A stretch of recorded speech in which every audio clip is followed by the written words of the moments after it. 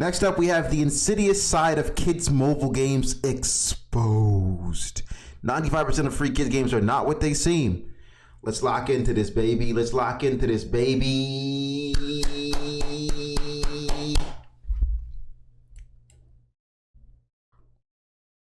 Hi, I'm Belinda, and I want to show you something interesting.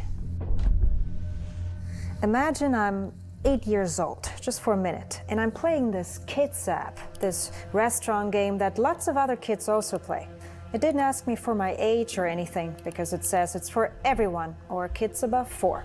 The game is fun because it does teach me how to manage a restaurant and keep my guests happy.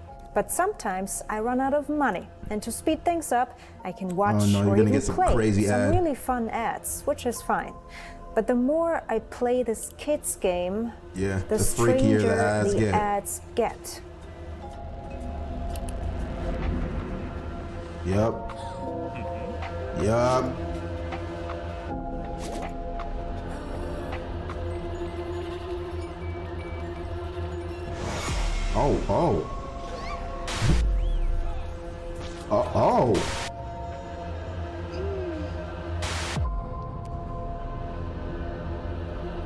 Oh. Jesus. Oh, this one is, you see, we've seen this one. And before I know it, I've fallen victim to something so insidious, it's corrupting That's actually nuts, because a lot of those, like, that's true. Right, when you're playing on when you're playing Android games and you play one of like the E for Everyone games that's for like a 3-year-old, you get ad after ad after ad. And nowadays they show you some freaky, crazy ads. I've never even thought about it like that, man. Yeah, I'm shutting this bitch down. No iPad for Jakob. He's cooked. He's cooked. No iPad. You give us ad after ad, bro. Go ahead and sub up, man. I'm not giving you ads that I don't feel like you can't handle. Right, I feel like you can handle subscribing. Young developing mind. We are talking about your children being exposed to sexually inappropriate and explicit content. The ads on children's apps are the gateway to the darker side of the internet. This ad popped up where it said, imagine you had x-ray vision. It was actually 2 adult women that were completely naked. And you need to understand how dangerous exposure to even a 5 or 10-second ad can be. Ads and in-app purchases are how free apps make money. But the shocker is 95% of kids' games, trusted by millions of parents, aren't for kids at all. Instead, they are full of how the fuck are ads allowed to greenlit to be put in games? Man, I honestly don't even know. I really don't. I just think everyone cares more about money than anything else. Right? They believe money is the end all, is the greatest thing ever. That's really what it is, bro. It's that's the only answer I got for you, because this is insane. Manipulative ads and tactics straight out of a casino that do nothing but turn kids into hypersexualized, addicted consumers. 2, 1. Oh my God! It's a huge problem because the impact is disturbing. But how did we even get here? And what's the impact? I mean, if 95% of kids' games openly deceive, how can any of this be even legal? Well, maybe it isn't, because there's one dirty little secret that keeps millions of families in the dark. How old is Ryan? I think it's like 12, 13. As the saying goes, if you're not paying for a product, you are the product. I know there are some really weird mobile ads out there, but I didn't expect to see so many inappropriate ads in educational kids games. Rated everyone, they're just teaching kids how to click, watch, and buy.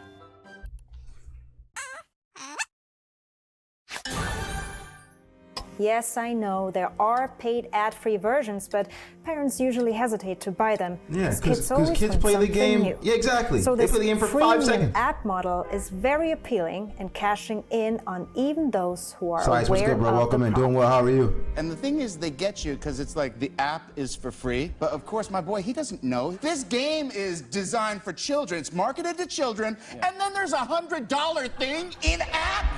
His son is one out of millions of kids unknowingly spending their parents' money through obscure ads, with bills racking up in the thousands, oftentimes just within a few days. But how can these ads possibly wield such power over young minds?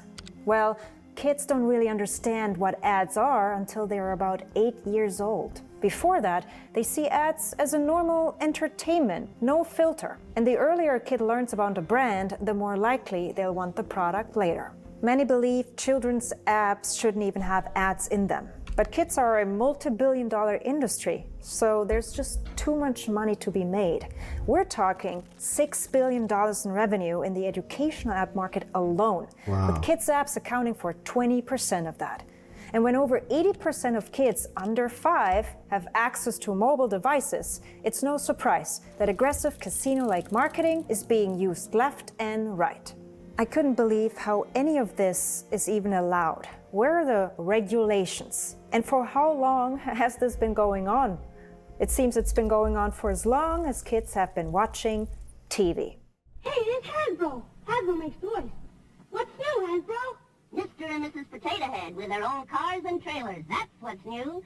Hasbro, the company that owns pretty much every toy brand out there, launched the first ever TV ad promoting a toy directly to kids, not their parents. It was revolutionary because never before that was the voice I was thinking, but I wasn't sure. Speak directly to kids, but it also opened the floodgate for advertisers to deploy very sneaky tactics. One of them is known as the nag factor, where kids are exposed to the same product over and over again until they pester their parents to buy it. The other, more powerful one is host selling, where a child's favorite character speaks to them directly, knowing full well how much kids trust them. That's how that tricks are for kids, man. I'm not gonna lie, those cereal commercials used to get me as a kid, man. I would see the commercial, I would see the cereal in store, and I'd be like, I gotta pick it up. I gotta pick it up because we just saw it. We just saw ad after ad on it, and now I want to see what the cereal tastes like, bro. Like they used to hit, man. A very smurfy part of this nutritious breakfast. Or the But Lucky back then, Charms. once the public caught on to this trickery, host selling was eventually banned. But it wasn't until the Children's Television Act of 1990 when kids' ads were fully regulated. Yo, bro, Ali Dior is hosting an E-Day, and the E-Day is at 11 p.m. in the EST goes, but no, I'm okay, bro. I appreciate you for asking. Regulations that still apply today, but just to TV. The problem is, TV is no longer first choice of entertainment for kids. Mobile games are. And there, ads play by their own rules. So much so that host selling and all these sneaky tactics are making their comeback. And that in 5 different ways. Number 1, banner ads. You've definitely seen them before, flashing and bouncing to catch everyone's eye and drag them into yet another free game. Native ads are those that blend in so well, you might not even spot them. And then there are pop-up ads, the ones that drive us all nuts, taking over the screen. I really want to know how much they pay you to be in one of these ads, bro. Especially in one of the like super freaky ones.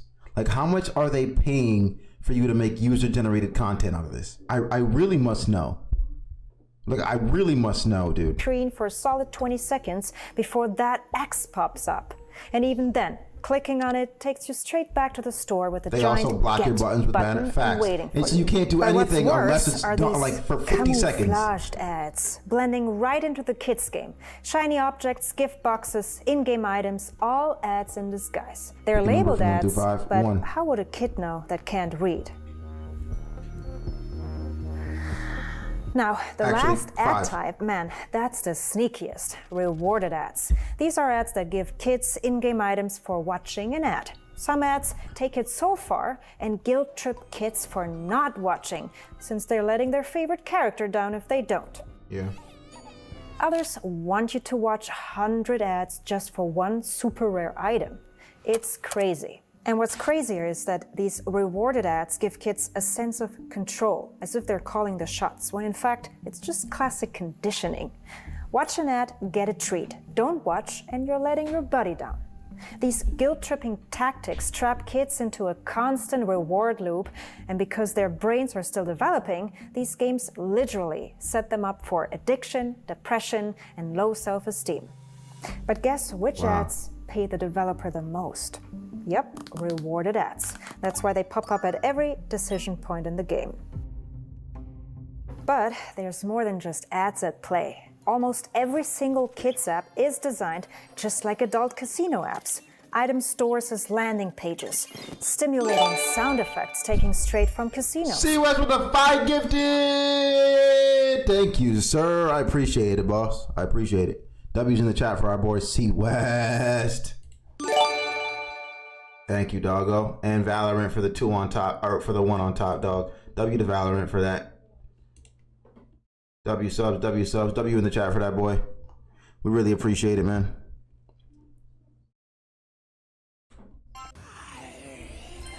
It's taking strips, item stores as landing pages, stimulating sound effects taken straight from casinos.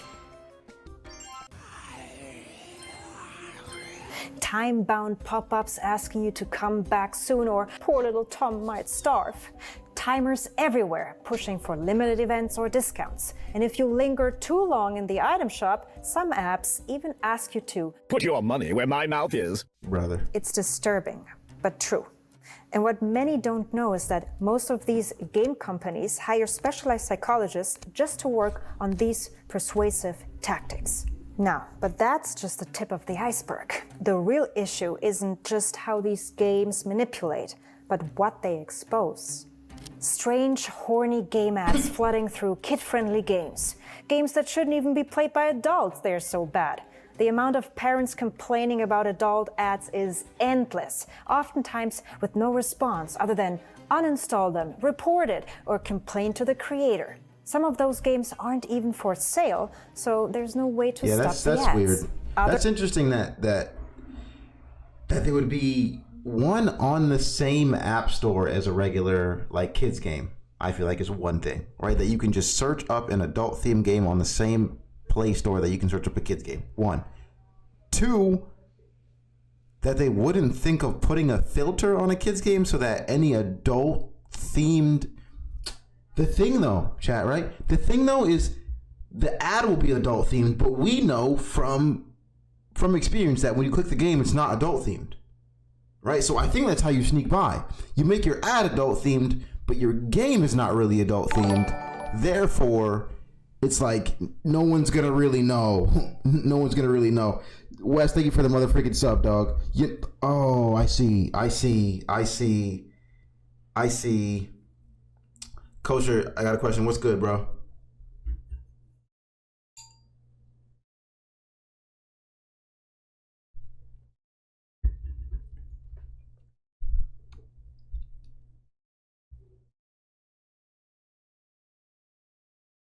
Do you think the people who greenlight ads don't even watch the ads? Probably not. They probably have so many to go through a day that they're just freaking whisking through, right?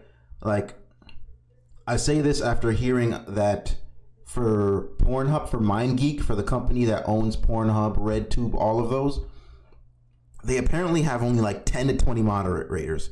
And all of these mods will, every single one of them has to go through like 700 videos a day, right? And they're just scrolling through each one really fast.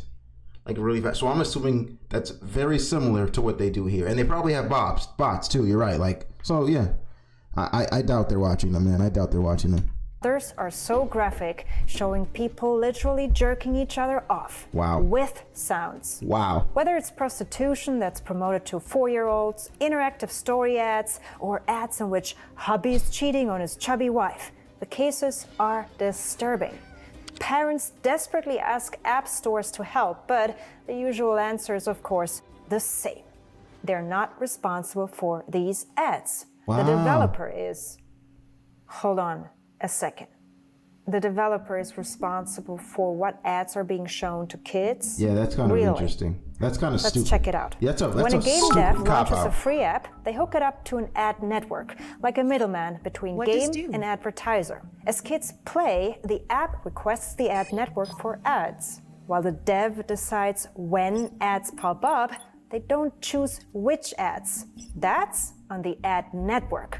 But then why do adult ads still slip into kids' games? Because of flaws in the system. Here's the thing. Devs are supposed to tag their app as child-friendly to comply with, let's say, Google's Families policy. But that tag doesn't block bad ads at all. It only tells advertisers not to collect the child's data, which is illegal. To really block them out, devs must take a few extra steps, but that's not something ad networks always clearly communicate. So much so, devs scratch their heads on forums as to why their games still show ads for adult dating websites despite the tag. Essentially, well, as I they said, don't care. Ironically, that tag has nothing to do with the content. It's only keeping advertisers from collecting children's data.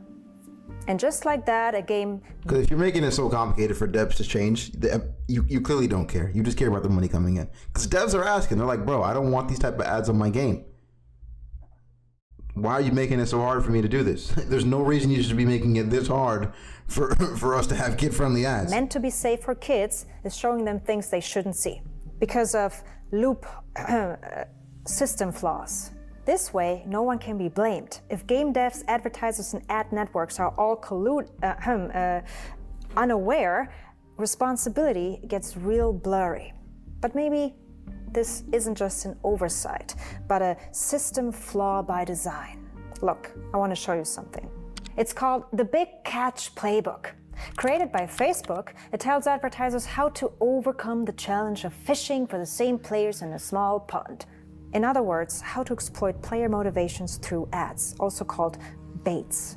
Google has its own Machiavellian playbook, The Winning Combination, a masterclass of manipulation with frameworks on how to turn users into spenders. And when you look at the bottom of the page, you see that this isn't just between advertisers and ad networks. It ropes in game developers too, like Taptail, now called Crazy Labs, the company behind some of the biggest mobile games for kids, all downloaded millions of times. Now, what does it tell you when all of this is coming from companies that struck a secret ads deal to target teenagers? From companies that told advertisers it can identify teens feeling insecure and worthless? From companies that track your data even when your phone's turned off? What does it tell you if all this is coming from companies whose kids' apps are spying on them? That's right, kids' apps are designed for one thing only: hook them with blatant ads and consumer tactics only to snoop on them. From names, phone and social security numbers to behavioral and financial data, these free kids' apps collect every click on a shockingly huge scale. All data they send to companies that track their deepest interests, and all that illegally. You see, the law in the US states that the collection of data from minors under 13 is prohibited. But by the time a child is 13, advertisers have already collected an average of 72 million data points about they know who you're dating. They know when you broke up. That's why when you get in your first relationship and break up, they're sending you sad songs, bro. They're sending you sad games to play. They already know. They're like, I know what you're going through right now, bro. You just hit puberty? Let me send you a porn ad, bro. Like, individual. How? Well, through a really giant loophole.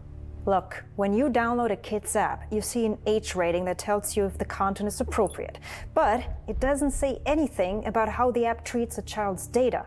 So by labeling an app as everyone and setting the default age to something like 2000 or 2001, it assumes all players are adults. That way, companies can claim they don't know who's actually using it. And if they don't know who's actually using it, they can pretend their app is a general audience app made for everybody, and they can freely track personal data left and right. Et voila, just like that, they bypass policies. Mission complete. Now, what do app store owners do about it? Enabling it. I hear you on that, While they promise you they'll do what's best for your family, they rather do what's best for their year-over-year growth metric. There's a mountain of studies showing just how many kids' apps are sending out very private information, all because data is the new gold. Because the more data, the more advertisers can predict your buying habits. The more data, the better developers can when I got a phone? I think I was tweak like 15 when I got my first phone. If I'm being honest, I could have been young. No, I was like 15. I got like game systems first. I think I had my first laptop at 10, just because I kept begging for it, just because I wanted to play RuneScape. And I couldn't believe the day I got it. I was so excited. Then at 11, I think I got a Wii. Then like 12 or 13, I got a PSP or something like that. And then I think it was like 14, 15, I finally got a phone. But it wasn't like a phone that you could do anything on, only because back then you just couldn't, like it was like a BlackBerry with the text thing. Or no, it might have been just like a flip phone. So you're not going on the internet. You can't do all that type of game stuff, like, can't do that type of shit. So I think the game is let them have a phone, but just give them a track phone. Right? Like, I do want to be able to contact you, but your ass is getting a track phone that costs about $3 from Boost Mobile. See what I'm saying? Boost Mobile track phone, ain't no hitting the internet. You wanna play games? You got Snake. You can play Snake, my nigga. Or that one game where you have to hit the ball back up when it comes down. That's it, Snake. That, like, come on, dude. A game to keep you hooked. The more data, the better app stores can maximize profits. Plus, both Apple's and Google's privacy policies are so vaguely written that may not include third-party ads really means it may include third-party ads. It's heartbreaking, I know. Even if some of you think it's an open secret, there are so many trusting parents out there that have no idea what's going on. I played one of those Crazy Labs kids games, and the first prompt that popped up was, on the next pop-up, allow tracking to help support the game and keep it free. It'll allow us to provide you with the best personalized ads for you. A kid can't read or understand that, so of course it's gonna click on allow. So, how is this gonna end? Honestly, it won't. There's just too much money to be made in a culture dominated by multinational corporations. Sure, they get sued, but the fee they're paying is peanuts compared to the profit. Apple reported net income $96.99 billion and it's they can make from millions of unsuspecting parents and children. It's a lot of money. It just won't end unless we take action. So it doesn't mean we should avoid free apps, but we should play them consciously.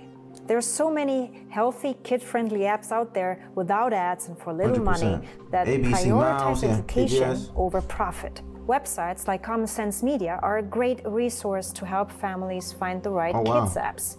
But what we really need is a Children's Television Act 2.0, but for mobile apps. Because in a world of too many choices and too little trust, we need to just make sure that our kids are not the price at play. I like that. I think we gotta play a good old-fashioned mobile ads bingo or something where we try to beat a game and every time we, mobile ads bingo. Might be fun. W video as usual.